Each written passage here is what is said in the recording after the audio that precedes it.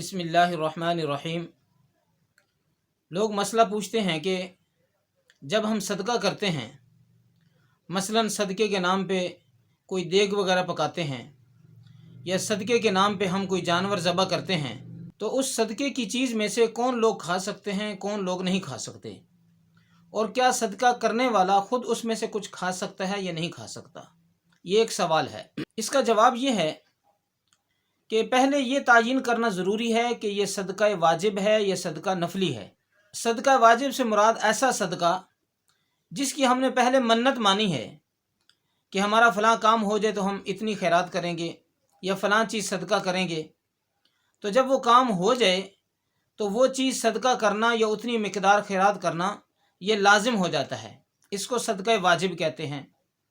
اور ویسے فقہی اصطلاحات کے اندر عشر کو بھی صدقہ واجب کہا گیا ہے، زکوٰۃ کو بھی صدقہ واجب کہا گیا ہے، اور جو صدقۃ الفطر ہے وہ بھی صدقہ واجب ہے۔ تو اس قسم کے جو صدقات ہیں یا اس قسم کی جو خیرات ہے اس کا حکم الگ ہے، اور جو نفلی صدقہ ہوتا ہے اس کا حکم الگ ہے۔ نفلی صدقہ سے مراد وہ صدقہ ہے جو اپنے دل کی خوشی سے دیا جائے، وہ نہ تو زکوٰۃ ہو، نہ عشر ہو، نہ صدقۃ الفطر ہو، اور نہ ہی منت کا صدقہ ہو۔ اس کے علاوہ جب دل چاہے اس کو دیا جائے، اس کی مقدار بھی متعین نہ ہو، اس کا وقت بھی شریعت کی طرف سے متعین نہ ہو، اس کو نفلی صدقہ کہا جاتا ہے۔ چاہے تھوڑی مقدار میں دے دو، چاہے زیادہ مقدار میں دے دو، کیونکہ منت کا صدقہ وہ متعین ہو جاتا ہے۔ جتنی مقدار صدقہ کرنے کو یا جس چیز کے صدقہ کرنے کا اللہ سے معاملہ طے کیا ہے وہ چیز اتنی مقدار میں دینا ضروری ہو جاتا ہے۔ لیکن جو نفلی صدقہ ہوتا ہے اس میں مقدار بھی متعین نہیں ہوتی اور وقت بھی متعین نہیں ہوتا۔ یہ تو صدقے کی دو قسمیں آ گئیں، صدقہ واجب اور صدقہ نفلی۔ اب میں عرض کرتا ہوں کہ دونوں کا حکم کیا ہے۔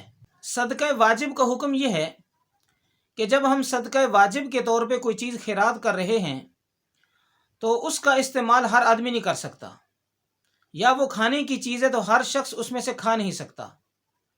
اس کا مصرف صرف وہ ہے جو زکوٰۃ کا مصرف ہے، یعنی جو زکوٰۃ کے مستحق لوگ ہیں، صاحب نصاب نہیں ہیں، ان پہ جیسے زکوٰۃ خرچ کی جا سکتی ہے، عشر دیا جا سکتا ہے۔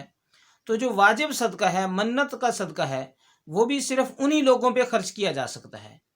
ایسا خرچ کرنے والا خود بھی اس میں سے نہیں کھا سکتا، اور جو لوگ صاحب نصاب ہیں وہ بھی اس میں سے نہیں کھا سکتے۔ یہ تو حکم ہوا صدقہ واجب کا۔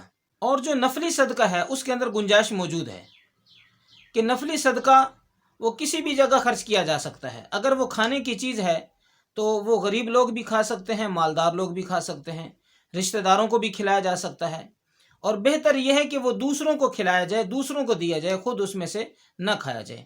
لیکن اگر کسی نے دیگ پکائی یا کوئی اور ایسی کھانے کی چیز ہے، اس میں سے اگر خود کھا لیتے ہیں، اپنے بچوں کو کھلا دیتے ہیں، تو وہ اس صدقے کے اندر خلل واقع نہیں کرتا، آپ کا صدقہ ادا ہو جاتا ہے۔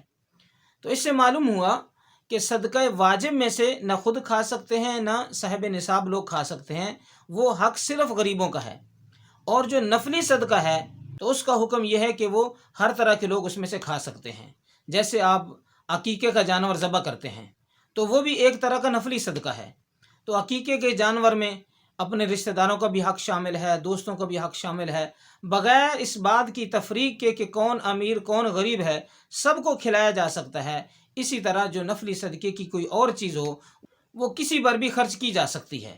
یہ تو دین کا مسئلہ ہے کہ آپ کہیں بھی نفلی صدقے کو خرچ کر سکتے ہیں، لیکن بہتر یہ ہے کہ نفلی صدقے کو ادا کرتے وقت بھی لوگوں کی ضرورت کو، لوگوں کی احتیاج کو پیش نظر رکھنا چاہیے۔ جو لوگ اس کے زیادہ مستحق ہیں، زیادہ محتاج ہیں، جو غریب ہیں، تو ان کو زیادہ ترجیح دینی چاہیے۔